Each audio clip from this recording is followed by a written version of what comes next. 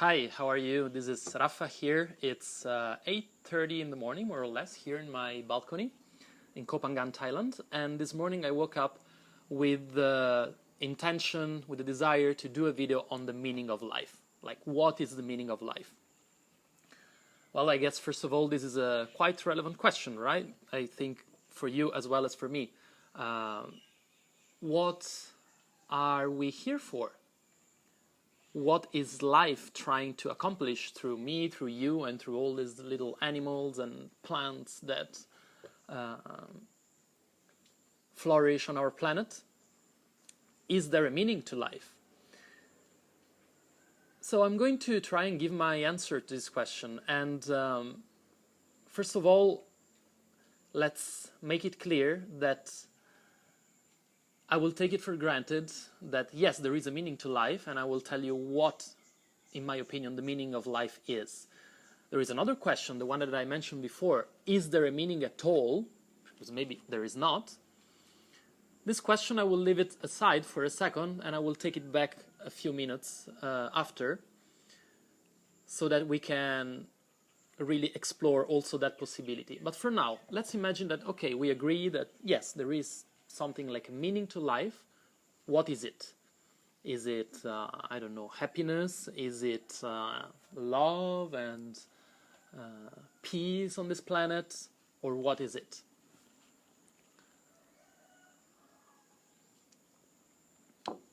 So I'm going to give you my answer straight away, and then I will comment on that. In my opinion, if there is a meaning to life, then that meaning is evolution. Evolution is the meaning of life, is the purpose of life. Now, of course, that kind of brings another question with it. Like, what is evolution then? Right? What is the meaning of life was the first question, and now we come to another one. What is evolution? I think this is not such a difficult question to answer. In many different ways,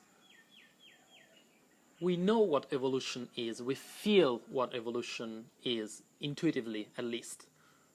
Let's take it, for example, from the standpoint of science and biology. If you look at the evolution of life on planet Earth, there are some quite clear patterns of evolution that bring us from the very simple organisms, monocellular organisms of millions of years ago, to more complex forms of life, and then through a chain of mutations and selections to more complex forms of animals, plants and animals on the surface of the planet. First in the waters, then on Earth, then finally also in the air. This whole story, you can read it in any book of biology. It's a pretty clear story with a lot of dark spots, but the general process, the underlying idea, is clear. And what is it? Well, life, since when it started until now, has constantly grown in complexity. So in a certain sense, we can say that evolution is a process of ever-growing complexity. If you take our bodily structure as humans and you compare it to some of the most ancient forms of life, some of them are still available to us, like some reptiles, you definitely see a difference in complexity.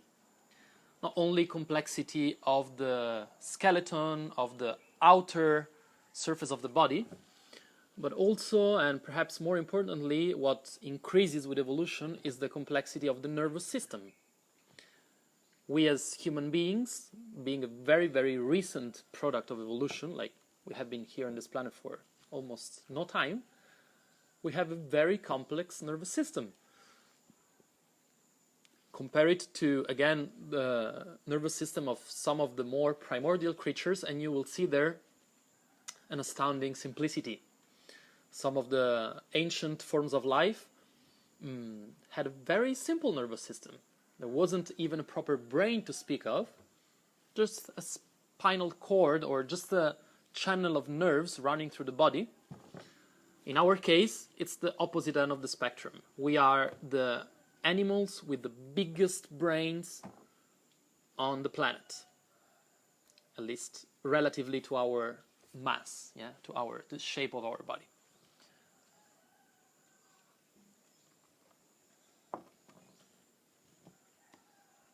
So, for sure, from the standpoint of biology, it's not so difficult to realize that evolution goes in the direction of ever-growing complexity. And this is actually one of the characteristics, in my opinion, of evolution. Evolution is the growth of complexity. Not only that, there is also another important factor that we can spot that defines evolution, and it is consciousness. Not only in the history of this planet, complexity has become more and more relevant, more and more deep in the different life forms, but also the level of consciousness, if you wish, the quantity of consciousness seems to be going in an increasing pattern with evolution. So the more life evolves, the more consciousness it produces, and the more complexity it produces. With complexity, it was very simple to look at the growth of complexity by just examining even the structure, the physical body of different forms of life. With consciousness, it might be a bit more difficult to evaluate consciousness from a scientific standpoint, although many people have done researches in that sense. But from a standpoint of intuition, it's pretty clear, no? Like, consciousness evolves on this planet. If we take a snapshot of the state of the planet today and of the state of the planet a few millions of years ago, where there were no primates and just some amphibious animals, some birds, was maybe a wonderful Eden. However, consciousness wasn't as present as it is now, right? One of the pinnacles of consciousness is the ability to self-reflect, to think about oneself, to direct the light of consciousness kind of as a mirror upon oneself, upon the subject itself. And as far as we know, this is a pretty recent development in life. We don't know of any other life forms, except in some cases from exception made in some cases of the high primates that are very similar to us, like chimpanzees. But apart from that, we don't know any other cases in the animal kingdom where animals can say I am, can reflect on themselves. We do, right? Certain degree, smaller or bigger degree, we as human beings, we do, which is a recent and novel development of consciousness. So anyway, in one way or another, as time passes, as evolution does its job, consciousness increases on the planet. So we already have seen a couple of factors that characterize evolution. The production of complexity, the production of consciousness. So we could see, well, we have already partly an answer to the question at the beginning of our discussion. What is the meaning of life? The meaning is to produce more and more and more complexity of life forms and more and more and more consciousness. I also believe that there is a third very important factor that we have to take into account, that is also one of the big products of evolution. The only thing about this last factor is that it usually appears in the history of a certain species, like the human species. It appears relatively late. It's like a late product, a very important one though. And this is interconnection, connectivity. Once again, if you look at the history of human beings on Earth, which is a very brief one, for sure, But still, you can find the common thread of growing interconnection. Sure, I mean, the technological advances, the changes in the conditions of life for us humans have brought many consequences, some of them really unpleasant. Yeah? That one, no one can deny. And sometimes we can find ourselves dreaming about the past, a past that we have never really known, where people lived in a more natural way and certain things like food, pollution, quality of the environment around were definitely better. Nevertheless, one thing has improved from the past till now, from what we know of the past, and this is connection. For you and for me nowadays, it's totally normal, it's an everyday thing to be in constant communication and connection with hundreds of people disseminated all over the globe. But this is not something that was always possible. Nowadays, many of the most important products of our culture have been developed collectively. Sure, like books, perhaps, are still written most of the time by one single person, not always. But if you take something as important for us as a huge technological innovation, or something that you access every day, such as Wikipedia, most likely you use it every day, yeah? These are products of a collective effort, and that couldn't have happened a few dozens of years ago because we were not so interconnected as we are now. So just to recap, as far as I can see, there are these three fundamental characteristics in evolution, one of them being the increasing complexity, the other one being the increasing consciousness, and the third one being the increasing level of interconnection. These three things, in one way or another, always increase with evolution, with time. Well, I think for me that is already a pretty good answer to the question, what is the meaning of life? The meaning of life is this. It is to produce ever-growing complexity, consciousness, and interconnection.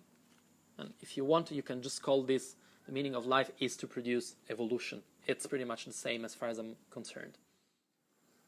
Okay, so these are my basic ideas about evolution and life. I hope they make sense to you. Otherwise, I'm very happy to hear your comments, your criticism, and your opinions of what I've just shared. But before we close this little conversation, I would like to come back to one of the questions that we made at the beginning of the video, which was, okay, but what if there is no meaning at all? Not evolution, not love, not life. There is no meaning. What if this whole idea of a meaning is a childish idea? And the universe doesn't give a damn about our sweet dreams of there being a meaning and, what is the meaning? Am I following the purpose of life, etc., etc. So the basic question that still needs to be answered is there a meaning at all? Honestly, I don't have an answer for that. I don't think there is any answer. I believe that is actually a decision. Yeah? Each one of us decides whether for him or her there is a meaning or not. It's a matter of choice. It's very similar to believing or not in God. Do you really think there is any way to demonstrate to anyone that God exists or that God doesn't exist? People have been trying to do that in either way for centuries, hundreds of years, thousands of years. Still, the two standpoints, the two approaches to God, God exists, God doesn't exist, there is no God, still live on this planet. And people can live their life successfully either way. I think it's pretty much the same with the theme of the meaning of life. If you decide to believe that there is no meaning, that can be a powerful way to live your existence. And a deep way, a deep stance towards life and towards the universe. There is no meaning. If on the other hand you choose to believe that there is a meaning, you choose to look at reality through this filter, that there is a meaning, that there is a reason why we're here, then I also think that's a very powerful stance and a very deep stance towards life. This is the one that I personally choose today. Who knows, maybe in the future it could change. So regarding that very important question, is there any meaning to existence? I can't give you an answer. I think it's the responsibility of each one of us to make a choice and then to stand for that choice, to live according to it. No statistics, no scientific data, no second-hand impressions can give you an answer to that, just as no statistics, no reasoning, no proof can be given to either demonstrate the existence of God or deny it. Yeah? It's a choice. It's a personal choice that each one of us has to make. Personally, as far as I am concerned,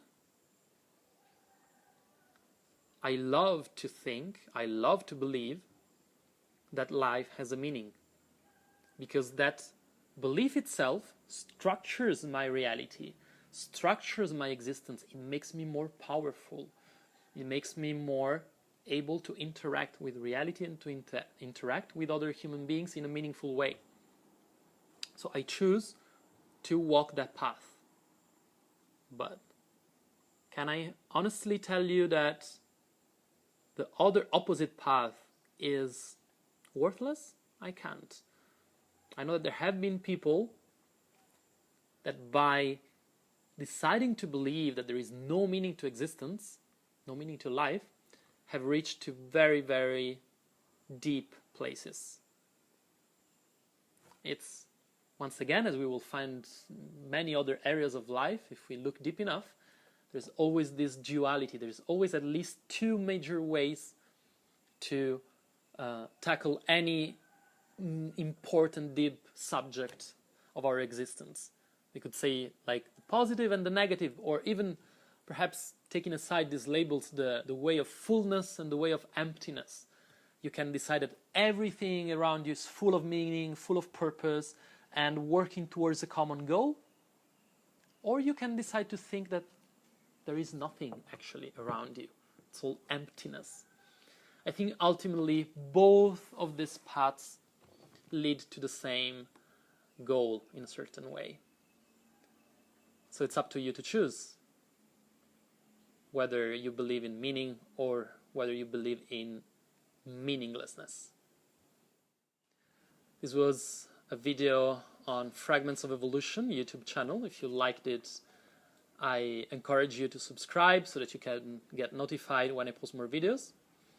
And I would also love you to visit my website, fragmentsofevolution.org.